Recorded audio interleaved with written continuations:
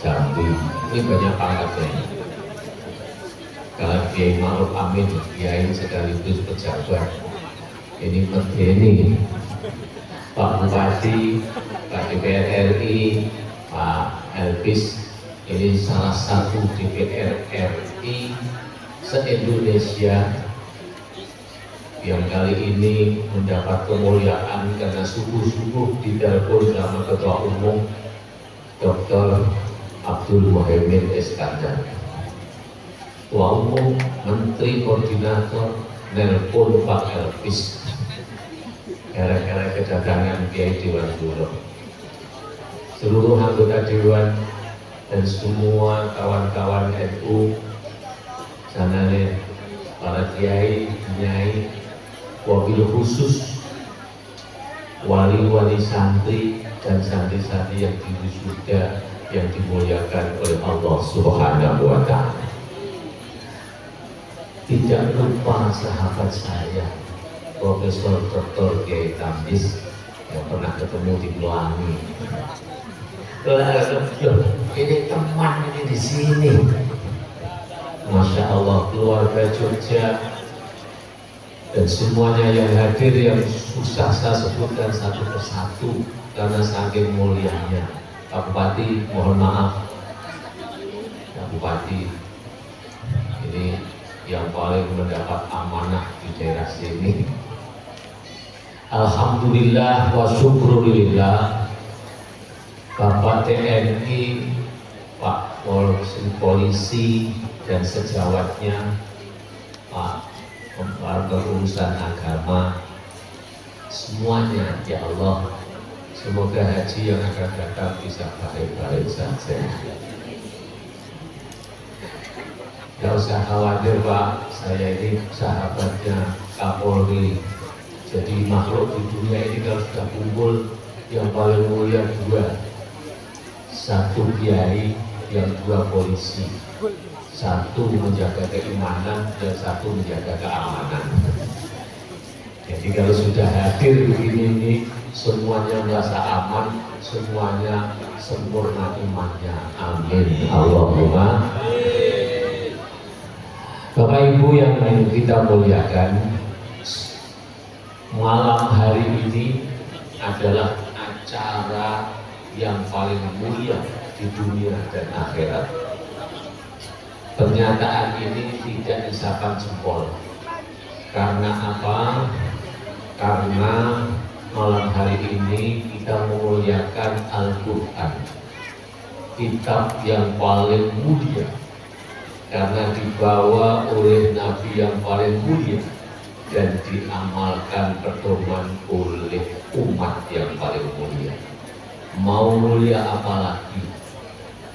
Hanya persoalannya Bapak dan Ibu perlu kami sampaikan, kemuliaan itu tidak cukup hanya disebut saja,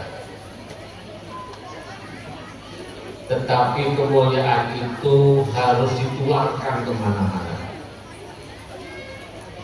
Cara menularkan itu banyak sekali caranya. Apapun yang muncul dari cara itu harus kita apresiasi kebaikannya. Hanya orang-orang yang tidak sanggup melakukan kebaikan yang hanya melihat keburukannya. Ada pepatah menyatakan idza dhanna khalluhu sa'a idza sa'a khalluhu sa'a dhannu, atau berbalik, idza sa'a dhannuhu sa'a khalluhu.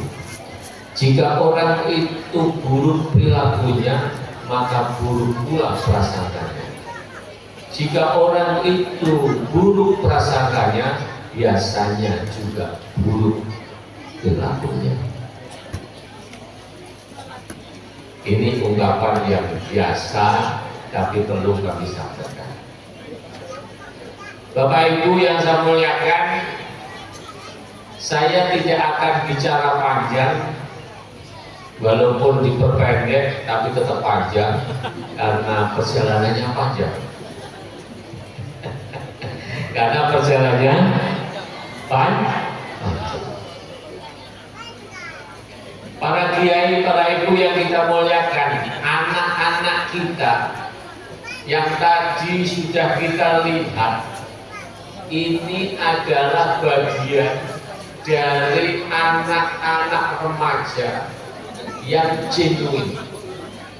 Kalau di sana-sana, di luar sana, baik berita dari media mainstream maupun media sosial, kenakalan remaja berbentuk banyak macamnya.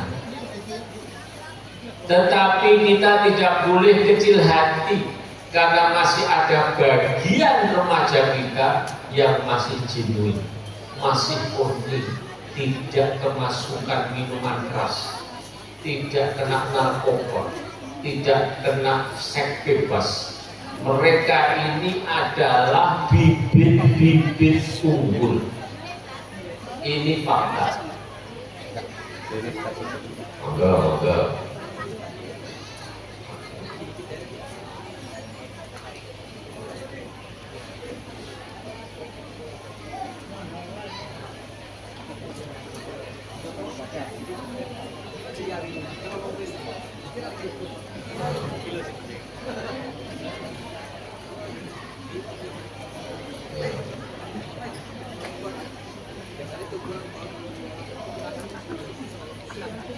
Terima kasih, matur nuwun. Kula niki dipesen kali Gus Arif matur ngangge bahasa Indonesia. Amargi mriki termasuk Indonesia. Kelambine wae nganggo peta Indonesia. Kaget kula. Wong Jambi kok ngakoni sa Indonesia. Tapi biasanya ngaji kalau kiai begini ini mestinya harus ada minum yang warnanya hitam. Kalau warnanya putih di sini berarti hanya kepengen sebentar saja. Tidak apa-apa. Potret yang kita lihat adalah seperti tadi.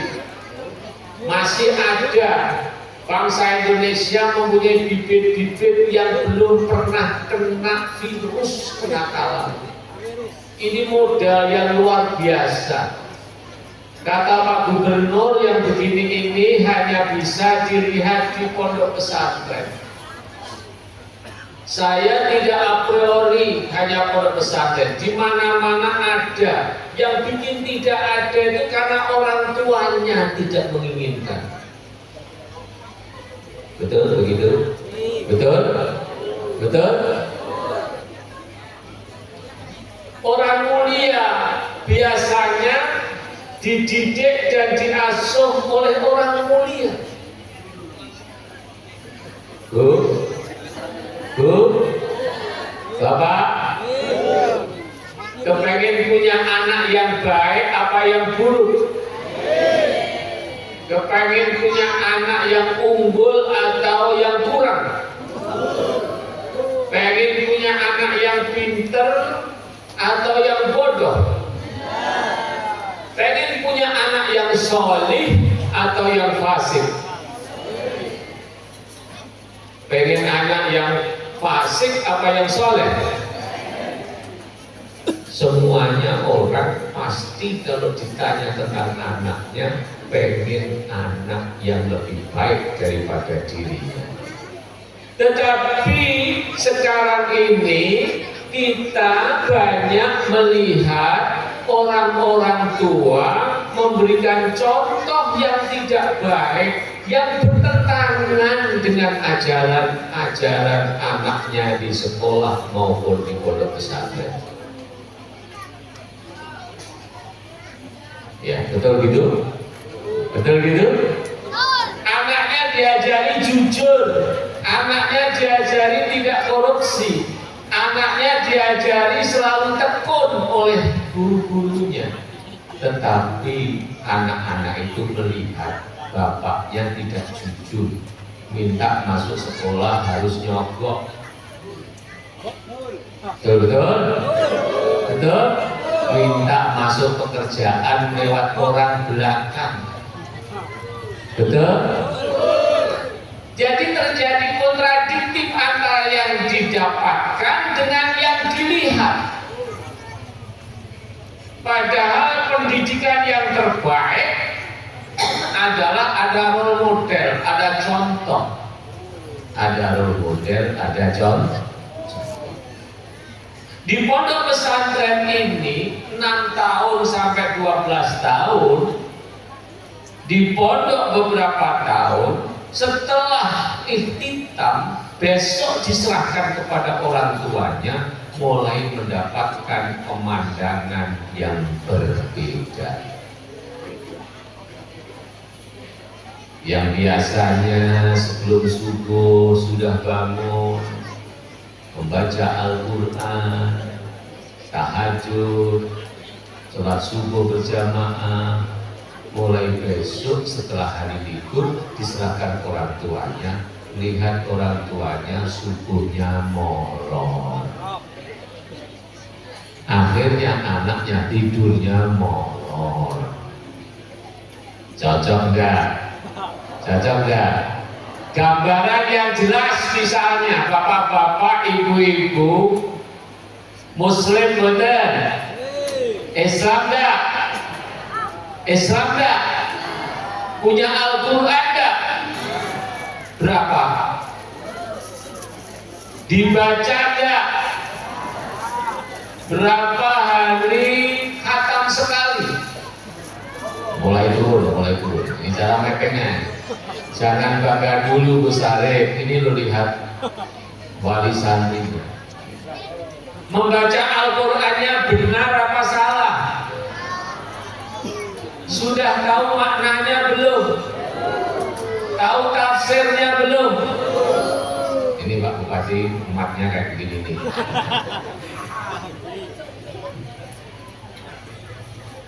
Oleh karena itu Rasulullah Shallallahu Alaihi Wasallam di dalam hadis qudsinya dinyatakan sami'tu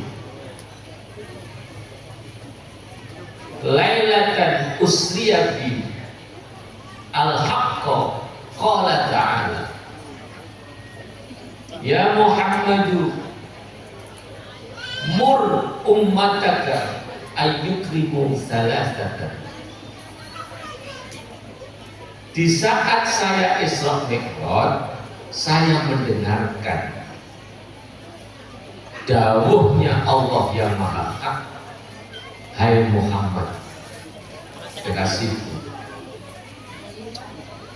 perintahkan kepada umatmu untuk memuliakan 3 orang. 1, al-walidah, orang tua. Anak-anakku yang diwisuda, anak-anakku yang sudah lama di sini, saudara-saudara semuanya, nomor 1 yang harus dimuliakan adalah al-walidah, orang tua. Memuliakan itu artinya jangan sampai orang tua kita ini jatuh menjadi su'ul khotimah. Caranya banyak sekali. Memuliakan itu merendahkan kita, mengagungkan orang tua. Allahumma shalli ala sayyidina Muhammad. Kita bisa begini dan begitu karena difasilitasi orang tua, dohir maupun batin. Nah, betul tidak? Kita ini bisa begini dan begitu karena difasilitasi orang tua. Allahumma shalli ala sayyidina. Orang tua itu mempunyai harapan yang lebih daripada kemampuannya, sehingga kadang-kadang anak-anak itu merasa dibebani oleh hal-hal yang orang tua belum pernah sukses. Tetapi orang tua ini berusaha semaksimal mungkin supaya anaknya lebih baik. Cuma kadang-kadang orang tua merasa lebih dari anaknya, sehingga orang tua tidak memberikan solusi terbaik kepada anaknya di dalam menatap masa depannya, sehingga salah mengarahkan, salah menempatkan, salah memberikan. Saya tidak mengatakan kepada mereka-mereka yang di luar, tapi yang penting santri-santri di sini ini jangan sampai memberikan pandangan bahwa dia lebih hebat daripada orang tuanya. Tetapi harus mengkhawatirkan jangan sampai kamu berhasil tapi orang tuamu tidak berhasil. Jadi memuliakan dunia dan akhiratnya. Kalau anak-anak pulang dari pondok sudah pakai jilbab, tidak membuka aurat laki maupun perempuan, jangan sampai bapak ibunya pakai celana pendek. Jangan sampai bapak ibunya tetap saja melakukan keburukan. Karena membangun orang tua itu jauh lebih berat daripada membangun anak. Anak bisa dimarahi, tapi orang tua tidak bisa dimarahi. Maka Rasulullah pesannya lewat hadis qudsi dari Allah Subhanahu wa taala, muliakan orang tua manusia. Nanti kalau pulang atau ketemu sama bapak ibunya, bilanglah pada bapak ibu, terima kasih Bapak Ibu, saya dipesantrenkan. Andaikan tidak, saya bisa tepuk-tepuk tangan di tempat-tempat yang tidak baik. Kumpulan saya tidak baik, saya jadi apa? Alhamdulillah, terima kasih kepada orang tua. Rasa terima kasih itu sangat menyentuh, sangat. Jangan marah kepada orang tua, jangan ngambek dengan orang tua. Tapi di balik itu orang tua juga harus mengerti bahwa anak ini cepat berubah oleh lingkungannya, cepat berubah oleh pergaulannya. Tetap diawasi dan diberi contoh yang baik. Satu, ini peran orang tua. Yang kedua adalah ayyukrimul al-alim. Semua umat Muhammad diperintahkan secara khusus untuk memuliakan orang-orang alim. Pengertian alim itu mengetahui ilmu dan mengamalkannya. Dunia ilmu pengetahuan kita semua tahu. Apalagi kalau orang alim seperti kiai itu bebannya dua, punya tanggung jawab intelektual dan punya tanggung jawab soleh, punya tanggung jawab membuat orang pintar dan punya tanggung jawab membuat orang soleh.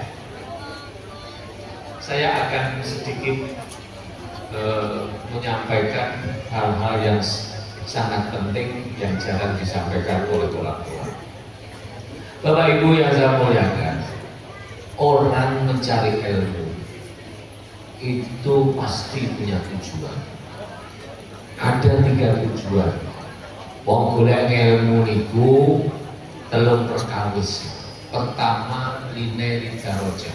Semua orang awam atau apa, orang umum, semuanya santri atau tidak santri, tahap kecil paling rendah itu adalah lineri darajah, mencari derajat, mencari tingkatan.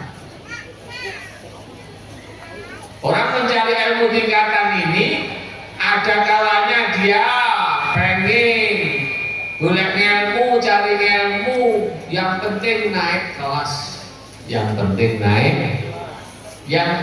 nilainya bagus, yang penting dia naik dapat sarjana S1, S2, S3. Untuk mencari darajah itu tidak dibutuhkan cara yang khusus, boleh dengan cara haram, boleh dengan cara apa saja, nyatanya ya dapat derajat. Bahkan kalau di madrasah-madrasah, di sekolah-sekolah, sering tidak jujur itu dimulai dari gurunya. Mencari nilai tinggi, sing biasanya nilainya 5, tidak boleh ditulis 5, harus dinaikkan jadi 7. Ya gitu ya. Malah guru-gurunya ma'arif, bahkan kepala madrasahnya bilang, kalau usah jujur-jujur, nanti kalau akreditasi buruk gimana gitu. Allahumma sholli ala sayyidina. Ya begitu ya, iya. Betul dah. Nilai darajah itu biasa dilakukan di semua. Sekarang ini menggejolak. Bahkan guru tidak boleh memberikan nilai buruk, padahal kenyataannya buruk. Bahkan anak yang tidak masuk itu dicari, kalau waktu ujian dicari karena disebut aset sekolahan. Ini membuat generasi kita menjadi tidak mengerti halal dan haram.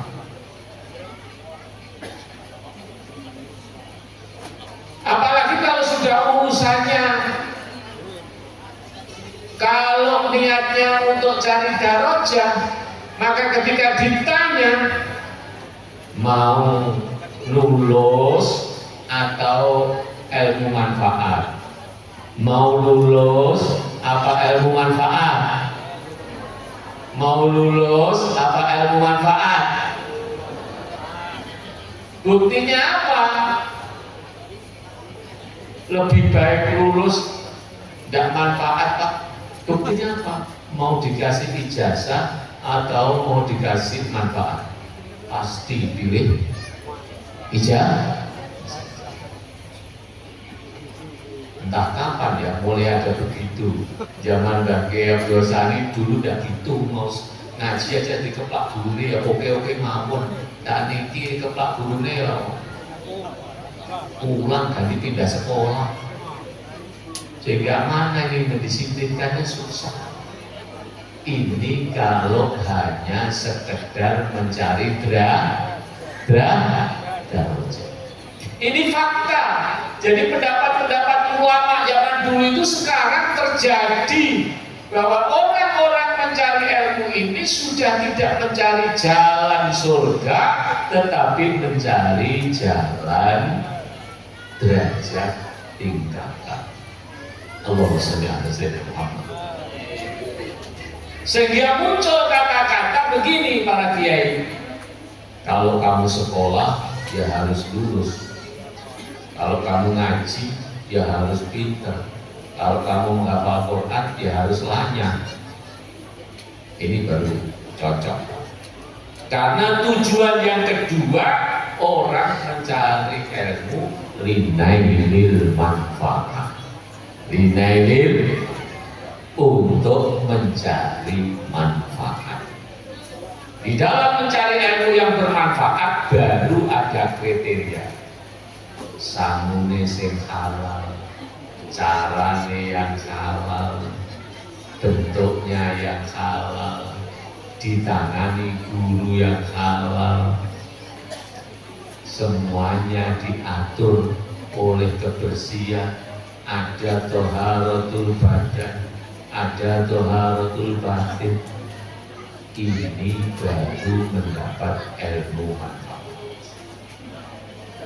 Yu'til hikmata man yasha, wa man yu'tal hikmata faqad utiya khairan katsiran, wa ma yadhakkaru illa ulul albab. Yu'til hikmata man yasha, ومن يؤت الحكمة فقد أوتي خيرا كثيرا وما يذكر إلا أولو الألباب. Yu'til hikmata, memberikan Allah al-hikmata ing hikmah man ing wong yasha'u ingkang ngersakake yang menginginkan siapa Allah. Faman yu'tal hikmata, barang siapa yang diberi hikmah, faqad utiya, maka diberikan seseorang itu khairan ing kebaikan, katsiran ingkang banyak. Fama yadzakkaru illa ulul albab, dan tidak mendapatkan petunjuk pitutur kecuali orang-orang yang mempunyai akal. Karena di sini semuanya berakal, saya kasih ayat ini. Allah memberikan hikmah. Hikmah itu apa? Hikmah itu makna umumnya adalah makrifatu afdhalil asya bi afdhalil qulub. Mengetahui beberapa keutamaan sesuatu dengan ilmu-ilmu yang terbaik. Caranya, ada caranya. Tetapi di dalam ayat ini diteruskan perdebatan antara Ibnu Mas'ud, antara Ibnu Abbas, antara Al-Mujahid. Diterangkan hikmah adalah Al-Qur'an. Dijelaskan oleh Ibnu Abbas dalam perdebatan yang paling akhir di dalam tafsir-tafsir itu, yang namanya hikmah adalah al-ilmu an-nafi, ilmu yang bermanfaat. Ilmu nafi itu apa? Secara umum yang disebut ilmu nafi adalah al-ilmu al-muharrik ilal maslahah. Ilmu-ilmu yang bisa menggerakkan terhadap kemaslahatan secara umum. Apapun itu ilmunya, apapun itu. Mari kita lihat betapa mulianya kita pada malam hari ini. Menurut ahli, orang yang selalu mendekatkan diri kepada Allah, yang disebut ilmu manfaat adalah al-ilmu al-muqarrib ilallah. Ilmu-ilmu yang bisa mendekatkan kita kepada Allah Subhanahu wa ta'ala. Allahumma shalli ala sayyidina Muhammad. Nah, orang-orang yang mendapat seperti ini, yang kemudian mendapat kemuliaan oleh perintah Allah dan Rasulullah kepada seluruh umat. Mencari orang alim itu susah. Kadang-kadang mencari orang alim, ketemu sesuatu menjadi ngalipeni. Jadi ukuran nafi, kalau nafi dipecah lagi menjadi faedah, sesuatu yang ada faedahnya. Kalau tidak tahu faedahnya, maka dia tidak mau melakukan. Orang bekerja kadang rugi, kadang tidak, tapi besok tetap bekerja karena dia tahu ada faedahnya. Berangkat ke pasar hari ini dapat batik hasil, besok enggak, tapi besoknya tetap dia berangkat. Tahun ini nanam padi enggak berhasil karena ada wabah. Tahun ini 2-3 kali enggak berhasil, tapi berikutnya tetap dia mau ke sawah menanam karena tahu faedah. Sama dengan anak. Anak yang begitu, hari ini belajar nggak bisa, besok nggak bisa, menghafal susah, tapi tetap saja ingin menghafal karena dia tahu faedahnya. Bicara soal faedah sama. Anak saya tak pondok di pesantren, diajari ngaji, diajari ini. Ada faedahnya, maka senang memberikan samu. Tadi kata wakil gubernur itu yang penting senang disik, tapi yang namanya mahabbah itu ada buktinya Pak Gubernur. Al mahabbah biar hadiah, Cinta itu hadiah. Kalau belum dihadiah, tidak ada cinta. Iya, karena cinta itu bahasa yang lebay. Dikasih hadiah apa bunga karena cinta. Dikasih apa saja karena cinta. Rasulullah bilang al-mahabbah yang hadiah. Cinta itu adalah hadiah. Apalagi kalau hari haji begini, bulan haji, siapa saja yang memberikan lebih di saat bulan haji kepada orang-orang, baik itu istri, anak, teman, suami, maka akan ditingkatkan 10 tahun yang akan datang. Ya duitnya apa-apa. Bahkan sedekah itu, salam template itu, kalau sama sesama biasa tinggal 10, sesama orang tua tinggal 100, ya kan? Ke kiai itu tinggal 999. Bapak saya, Kiai Basir itu punya kebiasaan sabuk, tahu sabuk? Sabuk tahu sabuk? Tahu? Sabuk hijau itu, yang sini 100.000, yang sini 50.000. Kalau pergi ke masjid, lihat kiai 100.000, melihat hadiah 50.000. Kakak salaman kalau kiai bolak-balik. Salim sur, karena asal sholihin. Apa itu orang soleh? Barokah. Sampai dibolak-balik kadang itu idealnya itu nempel. Jangan sampai Bapak Ibu kalau salim sama Mbah Nyai atau Pak Kiai Sarif ini atau Gus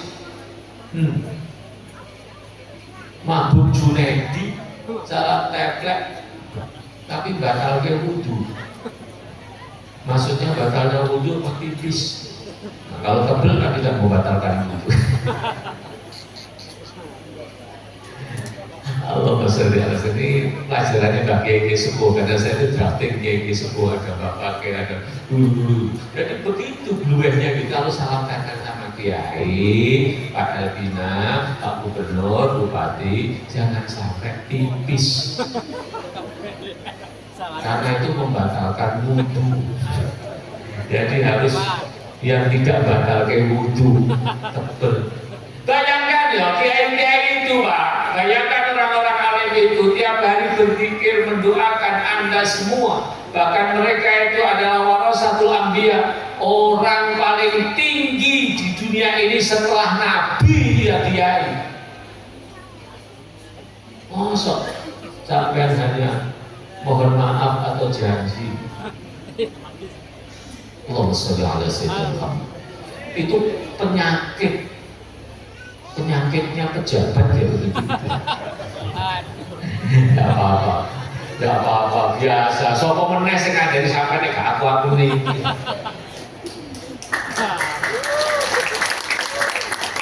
Lalu mana pejabat itu bukan dengan asik duit, bukan dengan asik. Nanti kasihan pejabatnya, kamu tertawa, dia dapat duit, besok dia masuk tahanan. Ya apa ini? Pejabat itu lomanya kebijakan, karena satu kebijakan itu satu kebijakan yang bermanfaat itu lebih baik daripada 1000 rakaat. Kalah kiai ini sampai banyak ini mau matur nuwun. Maka saya tadi bisik-bisik sama Pak Wakil Gubernur. Pak Wakil Gubernur di sini penguasa, tapi di Dewan Suro kan tinggi saya. Saya bilang Pak Gubernur, sampai ini punya bupati, punya DPR, kok digagas ini loh kebijakan yang berpihak kepada orang alim dan calon-calon santri. Jangan hanya dibiasakan dilem di muka umum. Ngelem kiai di muka umum sama dengan menjatuhkan. Kata Imam Syafi'i loh, kata saya. Dan terus kiainya diapakan? Gak usah dilem Pak. Ya dijadikan kiai seperti saya ini, jadi bisa ngandani kiai. Kiai-kiai Masya Allah ini luar biasa. Tidak ada makhluk yang seperti kiai, tidak ada. Saya datang ke berbagai negara. Saya ini biasanya cari kuburan kemana-mana. Saya di Israel itu ditanya, saya di Palestina ditanya. Akhirnya kita kumpulin. Dah kita di Jordan aja kumpul. Bertanya, kenapa Indonesia tidak ada nabi datang ke sana? Tidak seperti di sini. Tidak ada sahabat yang datang ke Indonesia. Kok bisa Islamnya itu terbesar di dunia? Betul?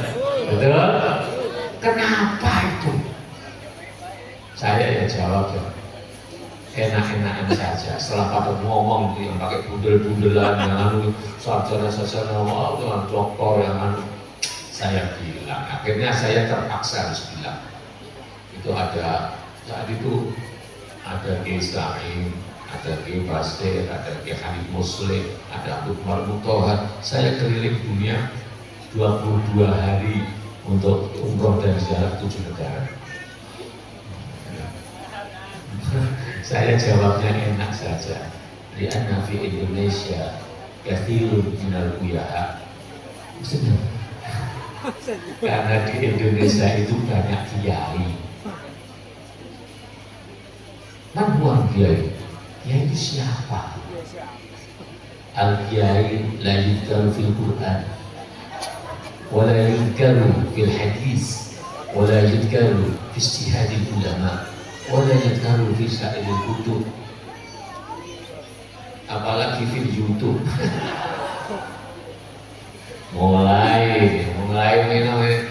mulai masuk ini. Saya sudah mulai aura masuknya. Terus penasaran. Fil Quran innama yakhshallah min ibadihi ulama. Wala innama yakhshallah min ibadihi uyaha. Mafi. Tidak ada yang ada ulama. Kan Indonesia al-Kiai. Aku lak al-Kiai afdalu minal ulama. Tambah penasaran. Mau al-Kiai wa ma adraka mal Kiai. Kiai itu lebih tinggi daripada ulama pengertiannya. Karena semua orang bisa klaim ulama. Asal pinter dia ngaku ulama, asal mudeng-mudengan ulama. Tapi kiai al-kiai afdalu darajatan minal ulama. Akhirnya saya sampaikan dengan bahasa Belanda. Kiai maksus di Indonesia. Kiai itu hanya ada di Indonesia. Karena kiai itu asalnya adalah sesuatu yang baik, yang bagus. Itu kiai. Ya, keris yang bagus, Kiai Mojo. Betul? Di Solo itu ada kebun yang bagus, namanya Kiai Slamet. Makanya kalau pengen jadi kiai kebun namanya Slamet. Dan kiai itu diangkat oleh masyarakat, tidak diangkat hanya karena keilmuan. Anehnya kiai itu tidak ada pensiunnya. Beda dengan gubernur, beda dengan bupati, beda dengan DPR. Sensitif mutasi. 5 tahunan. Kalau sekarang tidak bagus, ya jangan minta barokah, besok jadi lagi. Iya Pak ya? Iya. Kiai itu hanya pensiun kalau akhlaknya klotrok. Misalnya Kiai mesum brojol. Misalnya Kiai tidak bisa membuat laporan pertanggungjawaban dana negara, masalah. Di Madura itu yang satu kakaknya ada pinter ngaji, yang adiknya pinter ngaji, anaknya pinter ngaji. Yang disebut kiai itu yang kakaknya. Padahal kalau ada masalah, semua orang datang ke situ. Gimana kiai? Bagus. Menurut bukan alim. Ada lagi kiai. Ya. Apalagi kalau sudah malah pilpres, pilkada, pileg, itu yang begitu-begitu yang kita datengin. Katanya orang pintar. Karena moralnya dia terjamin, maka disebut kiai. Jadi kiai itu al-alim, al-amil, as-soleh, ar-rasil, al-muhlis, baru disebut kiai oleh masyarakatnya. Betul, betul. Ya begitu kan? Itu kan kiai. Pada waktu kiai katsirun min ghairi ilmihi wa kibbi karamihi. Kadang kiai itu mengajak umatnya bukan dengan cara-cara ilmunya, tapi dengan cara-cara kemuliaannya. Gini bangke. Karena kiai itu di pesantren adalah simbol, bukan hanya simbol keilmuan, tapi adalah simbol panutan. Semua santri pasti sepotret dengan gaya kiainya. Kalau kiainya ngajar betul dengan menjadi pengasuh betul. Kok ada santri idolanya bukan kiainya, itu berarti kiai santri yang belum intisab. Saya akhirnya disuruh ceramah tentang kiai di berbagai negara. Bisa jadi kiai itu masih muda sudah jadi kiai. Bisa jadi kiai itu sudah tua mau meninggal baru ketahuan kiainya. Kenapa? Karena Allah berikan hikmah al-ilmu an-nafi'. Wa man yu'tal hikmata faqad utiya khairan katsira. Barang siapa yang diberikan Allah hikmah, maka dia ciri-cirinya di dunia ini diberi khairan katsira, kebaikan yang banyak. Yang sering disebut oleh Pak Wakil Gubernur adalah barokah. Adalah barokah. Makanya mencari ilmu yang ketiga disebut linailil barokah. Linailil mencari derajat, mencari manfaat, mencari barokah. Untuk mencari barokah itu harus ada syarat al-khidmah, melayani ilmunya, melayani kiainya dengan ikhlas, baru dapat barokah. Jangan sampai santri datang ke tempatnya kiai minta sarungnya, yai ambil barokahnya. Kalau mau ambil barokahnya kiai, sarung BHS-nya saya minta, yai ini saya tukar 10, itu baru begini. Yai saya pasrah dulu yai, setelah saya ikhtitam saya mau khidmah di sini 5 tahun.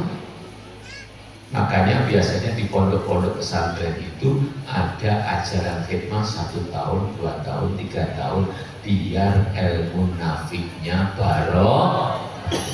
Rahasia, jangan bilang-bilang. Di tempat saya, kalau sudah tamat takhassus sekolah pondok, itu kelas 1 sampai kelas 6, setelah kelas 6 itu harus khidmah 5 tahun. Kalau pengen mendapat gelar santri luhur, 5 tahun ngapain kiai? Belajar jadi kiai. Saya training itu ngajar di takhassus. Karena persoalannya khidmah, maka caranya untuk menuai barokah ilmu kiai santri yang dianggap sesuatu yang terbaik yang diwariskan oleh Nabi Muhammad SAW adalah ilmu, maka perlu diriyadhoi. Yang paling belakang nanti penjelasannya. Bahasanya Al-Quran, faman yu'tal hikmata faqad utiya khairan katsiran. Bahasanya khairan. Khairan itu menurut penjelasan Imam Ghazali setidak-tidaknya dapat 1 unsur dari 3 unsur. Allahumma sholli ala sayyidina Muhammad. Ini semakin asik ngaji niki. Saya nggak paham, nggak apa-apa, kok ketularan. Tapi ini penting buat para kiai karena saya lihat ini orang-orang utama kumpul di sini. Khairan itu kalau bahasa hidup yang khair, hidup yang baik itu adalah sehat kaya. Betul? Betul? Di dalam dunia ini kalau hidupnya syar, buruk, itu berarti penyakit terpelarat bisa. Ya, dasar seperti itu. Jadi kalau hidup kita ini banyak hutang, syar. Walaupun kelihatannya gagal. Tanya itu, teman-teman anggota dewan ini sudah selesai kok belum hutangnya?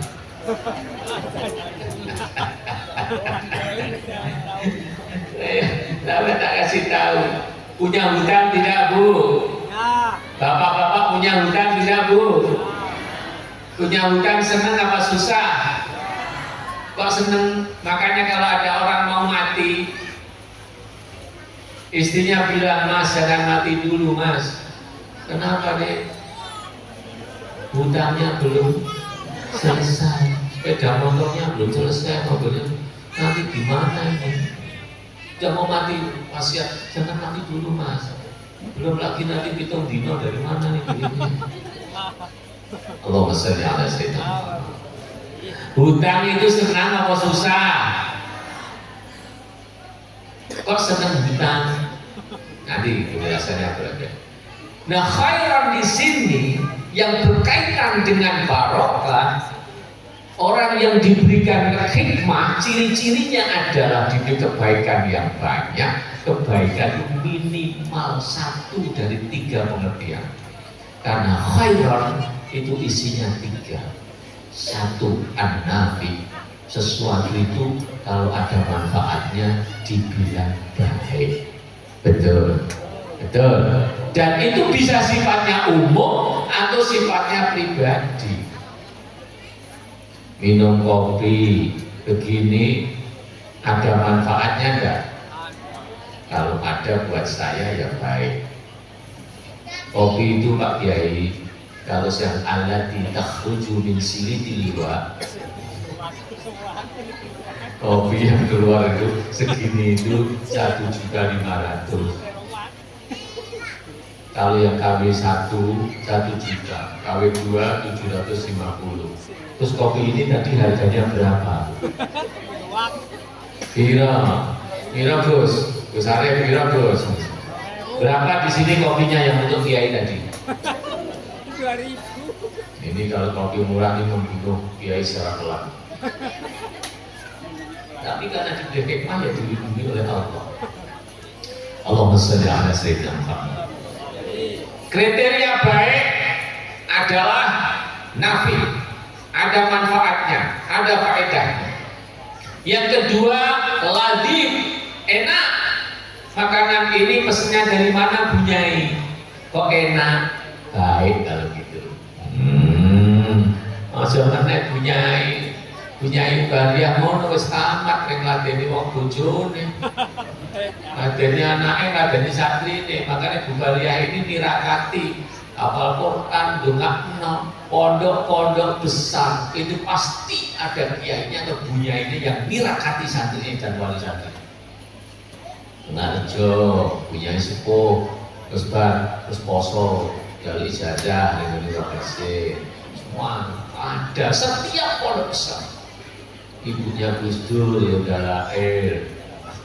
Pak tahu ya, ekor di tempat saya, istrinya ya. Jadi semuanya Radin enak. Maaflah kayak begini ketemu teman-teman enak. Enaknya Kiai itu gojlok ya, saya digojlok seneng. Luar biasa, itu namanya Al-Kiai Abdul Minal Qul. Kira-kira masuk ke wong-wong, kira-kira kalau ada Pak Polisi, ada Pak Dandim, ada Pak Bupati, ada Wakil Gubernur bareng, terus kalau ada kiai yang dicium tangan itu polisinya apa kiai? Kok bisa ya? Kok bisa ya? Model kayak dosa itu konon mbak ngabuk. Kok dia kan kiai? Tidak luntur. Sama. Pak Jokowi kalau Kiai Maruf Amin, kalau ada Megawati, kalau ada Pak Prabowo, itu kalau kumpul yang dicium tangan itu Kiai Maruf Amin. Makanya paling enak itu jadi istrinya Kiai. Pahala, marah ya pahala, senang ya pahala, cemburu ya pahala. Tidak cemburu ya pahala. Daripada kamu cemburu di rumah, ikut saya aja jalan-jalan. Ladeni bocor, masya Allah. Boleh mati mah repot. Kalau sudah tiada benar terasa.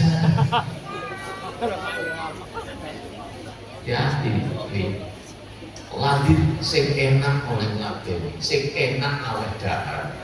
Sebab awet dahar kiai, awet dahar santri itu 24 jam untuk beribadah.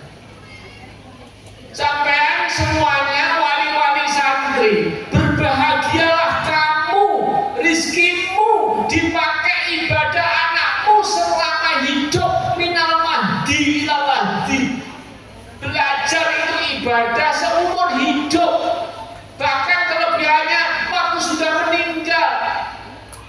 Yajibu alaina ayyatakida bianna khayatan nabi wa ummatahu fil ardi wa fil qabri wa fil akhirah. Kita wajib bertekad meyakini sekuat-kuatnya akan hidupnya Nabi di bumi yang bisa kita contoh ini, dan nanti di kuburan, dan nanti di akhirat termasuk umatnya. Allahumma sholli ala sayyidina Muhammad. Sallallahu ala sallallahu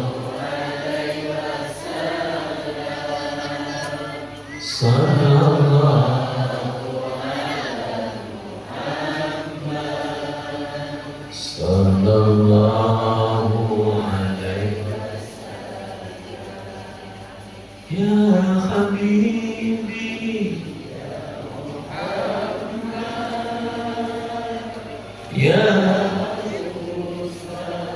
khafiqani ya habibi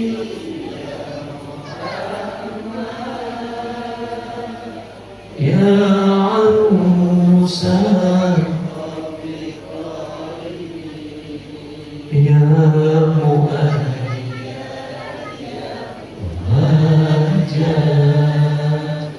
ya imam al-qiblat sallallahu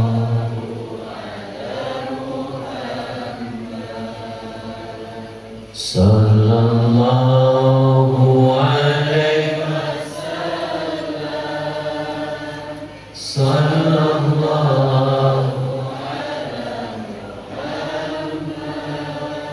sallallahu alaihi wasallam.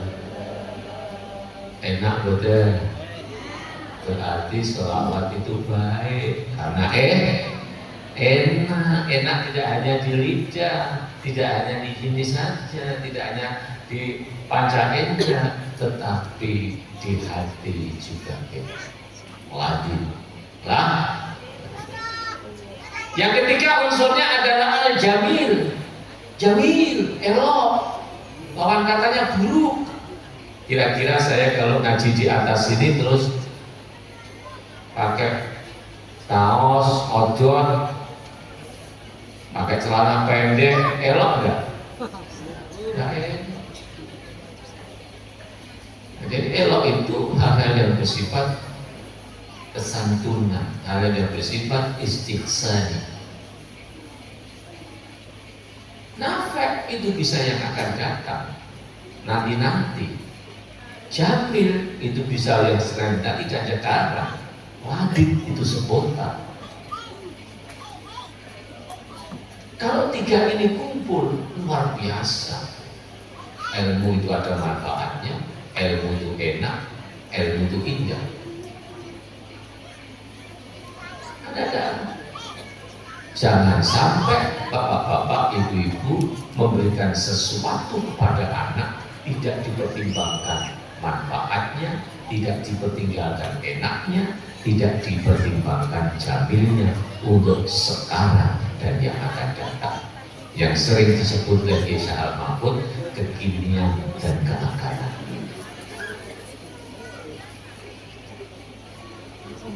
Ibu-ibu, Bu, pakaian baru untuk suami atau untuk orang luar? Ibu-ibu pakai gelang untuk suami atau orang luar? Ibu-ibu pakai genjo, pakai bedak untuk orang luar atau untuk suami? Pak, saksi Pak, pakaian baru biasanya ibu-ibu untuk apa? Saya tanya, Bu, punya rukuh enggak? Berapa?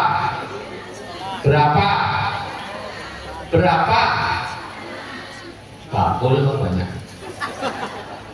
Rukuh untuk menghadap Allah biasanya kawat sudah lama, sudah bercoret-coret. Tetapi baju baru untuk melihat pengantin. Bapak-bapak tidak dikasih baju baru, cukup ondel-bodol. Betul Bapak? Betul Bapak? Sama kelakuannya bapak-bapak itu kalau dapat duit dari kantor banyak, tidak ditunjukkan ke istrinya, ditaruh di peci, atau sepatu. Belum sampai ketemu istrinya sudah nganggep istrinya itu maling. Khawatir kalau dicuri sama istrinya. Gajian ya yang diajak nyate, diajak makan enak ya teman sekantornya yang agak cantik atau gimana. Penyakit nih, penyakit. Makanya saya pesan sama Pak Ketua DPR, kamu sekarang sudah jadi orang Jakarta, hati-hati. Nomor 1, sholatmu bagaimana? Nomor 2, keluargamu. Nomor 3, masyarakatmu. Karena kamu jadi tidak sendirian. Hati-hati, cobaan ada di mana? Sekarang coba saya tanya, bapak-bapak, ibu-ibu, jawab dengan jujur, mumpung ketemu para kiai dan para pejabat. Bapak-bapak, ibu-ibu, sholat enggak? Sholat enggak? Berapa kali? 5 waktu sholat ya? Ayo, mulai takbir sampai salam, tahu artinya enggak? Tahu artinya enggak? Dari Allahu Akbar sampai salam, tahu artinya enggak? Tahu artinya enggak? Makanya pantas habis sholat masih ngerasani orang, habis pulang dari masjid nyolong sandal. Islam enggak? Sholat enggak? Tahu maknanya enggak? Ngaji. Sholat itu bisa menjadi cermin kita ini orang baik atau tidak dilihat dari sholatnya. Ingat sama Allah dan ingat ke selain Allah banyak mana? Sholat Allahu Akbar, ingat sama Allah dengan ingat selain Allah banyak mana? Allahu Akbar, apalagi kalau imam sandalnya baru, Allahu Akbar. Sandalku mau tak tukang dia. Nggih. Cocok. Itu artinya ajaran kita, ilmu kita sering tidak menyertai kita karena banyak godaan dan kesibukan. Gini apa nggih? Mulai ngajine ringan-ringan wae. tapi dalam, tapi dah. Jadi kita semua ini kalau sholat ngawur, tidak pakai ilmu, maka itu kelihatan bahwa kita ini lebih buruk dari apa yang kita dapatkan. Wani mas, ngaji sholat itu penting, gawe takbir sampai salam, jangan sampai kita ketinggalan sholat tiap hari tapi tidak menambah ingat sama Allah Subhanahu. Ini pentingnya, buku inilah pentingnya saya sampaikan, pertimbangan baik itu luar biasa. Loh, saya bicara begitu dengan orang-orang alim di Timur Tengah, di mana-mana itu kok ya, kok disetujui ya, Al-Kiai Abdul. Habis itu banyak ulama-ulama datang ke Indonesia, melihat ibadahnya orang Indonesia, melihat keterkaitan santri dengan kiai, melihat di pondok-pondok luar biasa. Itu tidak ada memang.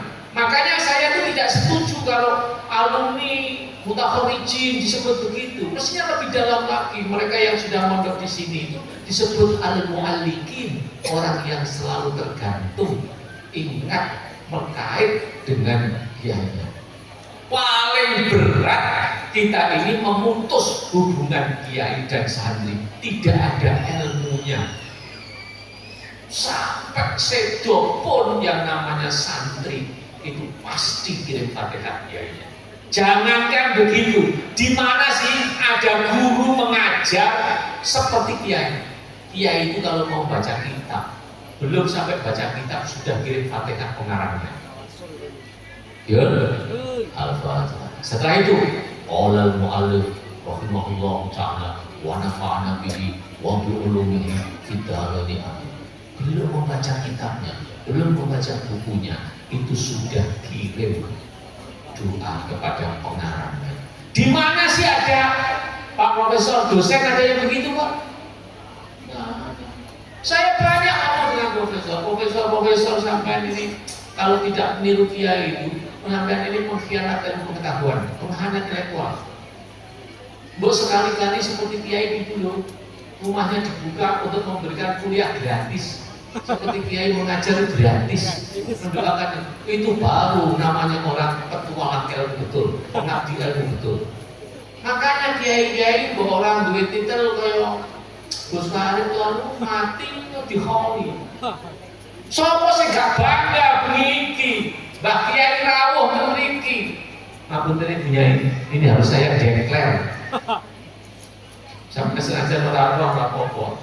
Tapi kula Mbah Kiai guru-guru yang sangatnya kok kan datang ke sini. Karena ini alam hukum. Pokok ngoten Kiai. Lah iya. Sampai digawe Imam Nawawi kuwi. As-suyuh fil ilmi abaul fiti wa uslatun bainahu wa baina rabbil alamin. Posisi guru ngaji, posisi guru ngaji, kiai, para syekh fil ilmi di dalam ilmu itu abaul seperti bapak fitiri di dalam agama. Bapak itu bisa dicontoh, bapak itu bisa menanggung, bapak itu bertanggung jawab, bapak itu memberikan ampunan sing legowo. Tidak boleh ada kiai kamu berani sama saya tidak bermanfaat ilmunya, tidak boleh. Ini namanya kiai goblok. Karena anak santri itu adalah emas yang akan tumbuh besok membawa ilmu manfaat dan kemana-mana. Betul? Jangan sampai kalau kiai sudah begitu turun karena al-alim yang bagi Allah yang takabur. Orang alim itu sayujannya tidak boleh sombong. Kalau sombong, iblis kelihatan. Karena iblis lebih pintar rasanya. Allahumma sholli ala sayyidina. Abot toh Pak Yai, abot toh Pak Bupati, abot tak DPR, abot tak untuk jadi kiai itu abot.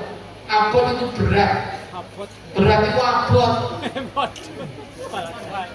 Sampai baru dapat kamu satu aja bingung. mau kencing. Ini tamunya Gus Narep kalian Mbak Baria, tamunya ratusan ribuan hidup di sini tiap hari. Tapi dia senang karena melihat ada manfaat yang akan datang. Tapi dia senang karena ada keindahan. Tapi dia senang karena ada keenaan masyarakat yang akan datang. Jadi posisinya seperti bapak kalau ditangisi anak, tidak boleh dikampleng anaknya. Berikan kenyamanan anak-anak ini untuk bisa menerima transfer hatimu dan akalmu kepadanya. Makanya posisi yang namanya asyuyuh itu tabaun. Ini Imam Nawawi sama dengan majmu tabaun fiti bapak yang dalam agama. Tidak mungkin kita mencari panutan agama kecuali ahlul ilminya.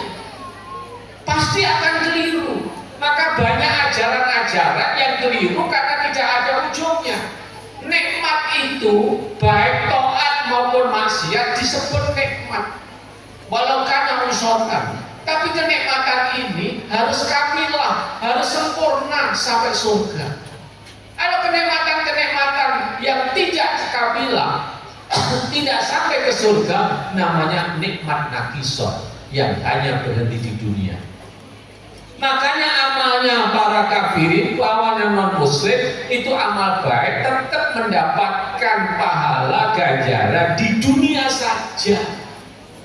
Jarum memberikan sponsor semakin makmur diberikan di dunia. Tapi itu berhenti di dunia, namanya dolala. Kalau kamilah harus sampai surga. Jajak.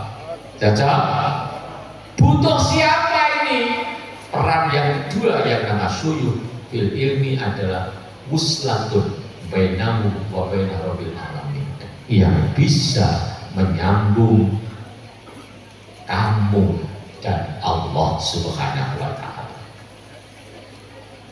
Makanya yang sudah tua-tua tidak sergap ilmunya, tidak sergap puasanya, diganti dengan yang lain, sedekahnya yang banyak, amal jariahnya yang banyak. Teman-teman yang di sini wakaf, yang amal jariah itu enak, rasa kangelan, dapat terus. Bapak-bapak yang punya anak soleh, dapat terus, luar biasa. Karena ada peran di tengah itu yang namanya asyuyuh fil ilmi abaun fiddin wa wuslatun bainahu wa baina rabbil alamin. Mulane kok nalimo kaya apa tetap mesti hadroh kepada guru-gurunya. Allahumma sholli ala sayyidina Muhammad. Inilah yang kemudian kita ini perlu rialat, tirakat, apa-apa sesuatu yang terbaik itu pasti dirawat secara baik. Emas baik, harganya mahal, nyimpennya saja di dalam kotak kecil. Kotak kecil ada kotak besar di dalam almari. Almarinya dikunci di dalam kamar, kamarnya di dalam rumahnya dalam pagar. Itu saja masih ada bansernya jaga. Saking menganggapnya barang itu berharga. Begitu juga kita ini menganggap berharga sesuatu yang sudah diberikan Allah kepada kita untuk bisa hafadzah, menjaga, ngerso, bersyukur, meningkatkan. Allahumma sholli ala sayyidina Muhammad. Nah, kalau saya sudah bicara begini ini seakan-akan kita ini memang banyak salahnya. Emang iya, bukan seakan-akan. Betul ya, begitu ya. Astaghfirullah Rabbal baraya, astaghfirullah minal khataya, Rabbi zidni ilman nafi'an wa wafiqni amalan salihah. Saya nanti kalau terlalu lama besok pada karipan ndak kerja saya sing dosa. Iya. Oh, saat ini sekarang kita ijazah dulu ya. Sudah disiapkan belum? Sudah disiapkan belum? Sudah? Yang mau ijazah ngacung. Yang mau ijazah ngacung. Yang mau ijazah ngacung karena ini bentuk daripada kontraknya. Biasanya saya ijazah itu orang yang datang, tapi sekarang saya didatangkan ya, karena Kang Mahbub ini.